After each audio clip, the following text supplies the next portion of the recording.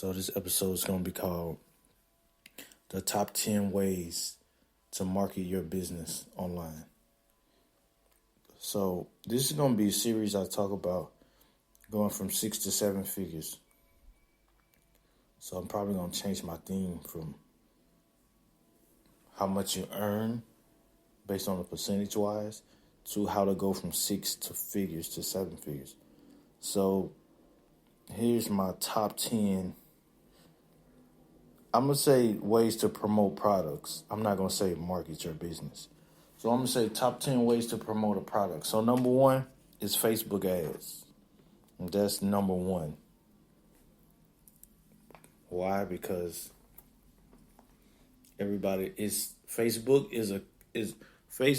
is a combination of marketing psychology in many different aspects. So you have permission marketing. So someone already likes something, so they're going to want it because you're targeting what they already like.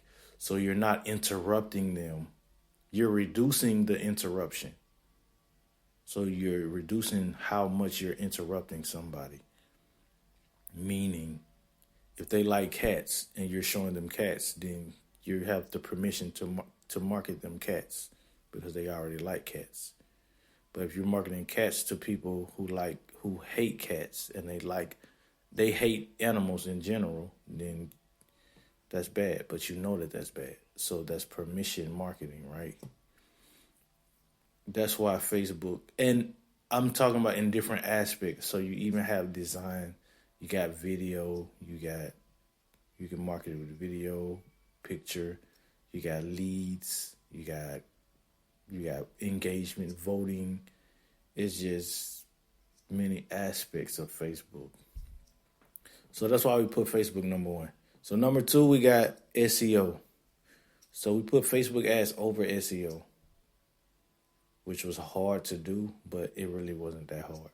So we put Facebook ads over SEO. And so why SEO? SEO is search intent. So basically, you're giving them what they're searching for, right? So their brain is already set to something in a visual, and they're putting it into a text form. So if they want ping pong tables in their brain, the only way they can get it on their phone is if they type the words ping pong table. If they don't type those words, then visually it can't appear on their phone, right? And you have to rank for that. And that actually goes into Google Shopping and Google Ads. And it's multi-used throughout social media. So even Twitter is SEO, and Pinterest and Instagram. It's all SEO. It's dependent on how you use it and how it indexes the text. So from my experience, Instagram indexes titles like your hash. It indexes your tag or your handle. So if your handle is the same as your business name, you're winning. And if your hashtags are matching your handle, your Instagram handle, you'll rank faster with Instagram. But Instagram is interesting because it's only images. So if you take Twitter is more word based, so it usually ranks the fastest SEO wise. So if you include all of that with Google and Bing and all these different search engines, and the simple fact that it's taking an image and putting it into text and then bringing back up an image and then putting it back into so someone can read it now. So that's why I will put it number 2, just based on that. And then you add in guest posting and all of this craziness, blogging. So I put SEO number 2. So number 3 is Google AdWords. So we put Google AdWords over email. So I put Google AdWords and Google Shopping over emails. Why did I do that? Because of, like I said, taking a thought and you're literally expressing a thought right to your phone through text. So you're like, oh, you have somebody has a random thought in their head that they want a ping pong table. So they're just going to put in ping pong tables. But instead of text, now with Google Shopping, you can just present them a whole bunch of Google ping pong table pictures with your price and your title and your store name, and they're just scrolling through it. And you just set it up where it looks beautiful. So now you're SEO optimized through descriptions, right? And now you have a product display. So you have a Pinterest, Instagram type display on Google search instead of just words, right? You have the pictures that they can scroll through, including the words. And then those pictures are also advertisements, right? Through display and Google Shopping. So those pictures are searchable, they pop up, and they're shoppable at the same time. So now they're not just looking at pictures, they can buy right from that picture that they already searched for, right? If optimized right? So and with keywording. So you're putting keyword into play. But Facebook doesn't take keywording into play as much as Google, right? But Google is more SEO than Facebook, right? But we still put Facebook number one. So because of the targeting aspect of it. Even though Google is very targeted too, but it's not like Facebook.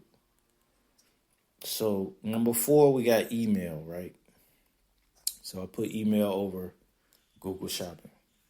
But see, email is not dying, but out of all of these platforms, I would say that email is the one that changes the most. Like, it's the one that you have to be the most versatile out of all of these is email.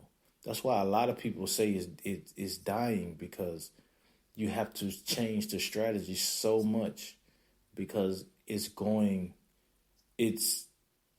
corporate, it's on the phone. Everybody has an email, like it's used in different aspects. So, but everyone has it. That's the thing. That's why it will never die, because it's a necessity, even in outside of the realm of marketing, right? Like the average person doesn't have a Facebook ads or Google, but they have an email. So we put email 4. And I guess I'm going to throw SMS. I'm going to put SMS on email because they're synonymous pretty much. And I think they're even. Like some people are like, oh, SMS is better than email. I think they're even. They're even because SMS, you could lose a number. It's so much that goes with SMS. But email is stable. So number 5, this is going to shock people. But TikTok. So TikTok, I put number 5. Because y'all know I'm always against TikTok. I'm always talking about people who say, go to TikTok, do TikTok. Because I know that a lot of people, a lot of big businesses, when I say big businesses, I'm talking about like regular people or like regular CEOs who make like $500K a year or like even $100K a year or $1 million a year, right? They get banned on TikTok. That's why if you look at a lot of Shopify businesses owners, you will see that most of them are running, a lot of them are running Google. Some of them don't. Some of them not running Facebook. Some of them not running Google. But you'll very rarely see somebody running TikTok, but not Facebook or not Google. It's because of what you're paying for and what you're getting in return. Like, and it's because of the stability. Like TikTok is not, it's more casino than snowball. Right? Even if it's snowball, there's a big fire waiting. The fire that's coming for you, your snowball is bigger than the fire that's coming for your Facebook. Like the Facebook fire is like, oh, we didn't approve this account. And then you can go to somebody who's like, oh, can you get my account approved? Yes. But TikTok, you can't do that. Like when you're done, once you're banned, once you're gone, you're gone. Like you have to reset. You gotta get new content. They can figure out, oh, you already used this content. It's like TikTok is, but it works though. Like organic wise, it works, and with ad wise, it works. I was actually shocked on how good TikTok ads was. I was like, it's pretty good. Like it works really well because I was thinking that the fact that it looks so kiddie and it looks so like casino like scam. The ad platform looks scammy. Like it looks like one of those like casino game apps or something where they're trying to fix your dopamine and oh you earned a diamond or you earned a star or something. So I was like, it can't be that, but it's really good though. So I was shocked by that. So number 6, I got Etsy. So Etsy, I put 6 over Pinterest. So I put Etsy over Pinterest for the simple fact that Etsy, Etsy has that nostalgic vibe to it where it's like the old I'm selling out of my garage type feel. So it gives you that type of leverage, even if you don't have that type of business.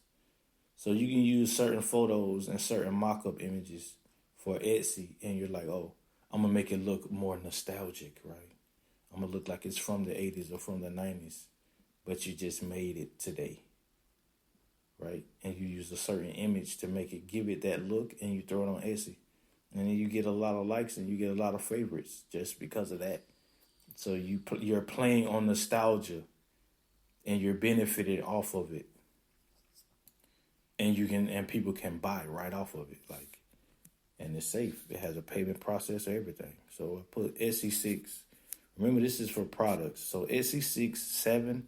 I got Pinterest for the simple fact that it's so many women on Pinterest, and you can target. Like it's good for building a women base, and it's just nice. Number 8, I got guest posts. So guest posts, I put number 8 because you really don't want to focus on traffic with guest posts. You can do it that way, but I will focus on the fact that it helps me rank and it gives me social proof. Like if I have a shoe and I have the shoe featured on Nike or something, you don't want to sell right off of that post. You want it to be like, oh, I was on Nike. And somebody's searching like, where have they been? They're searching for your business or your shoe company. And they say, oh, he's been on Nike. And it's like, oh, now that you have a little bit more proof, more social proof, more, you know, I can't think of the word, cohesiveness, like proof cohesiveness, whatever you want to call it. Social gratification through guest posts. Okay. So that's what I would do with guest posts. Guest post is very powerful. Like you could do a guest post one day, like, and then let's say you get featured on Nike. Like that next day, you will be already at the top. Just on your name. If your name is unique, if your brand name is unique, and you put in your brand name and you posted it on Nike, you will rank the next day if you write it right. So number 9, I got eBay. So I put eBay. I put eBay for the same reason I would put like Etsy. Like it's that nostalgic touch to it, and then you get instant trust. So it's like then you can put it like on your website, so you can be like, oh, we on eBay. You know what I'm saying? We're on Amazon. We're on this. So you have another platform to sell on. You're doing more SEO, and you're building trust because they're like, oh, I might not want to buy on his site, so I'll buy it off eBay just because I know, okay, I'm just used to eBay. I love eBay, right? So you might have people who love Etsy, so they'll buy from Etsy more than your shop. So you're going wider, and you're going wider with SEO at the same time, and you're building social proof, and you're going to an audience that's already there organically without even running ads, and you can do that if you want to. So number 10, we got YouTube. So, and because YouTube is just YouTube, right?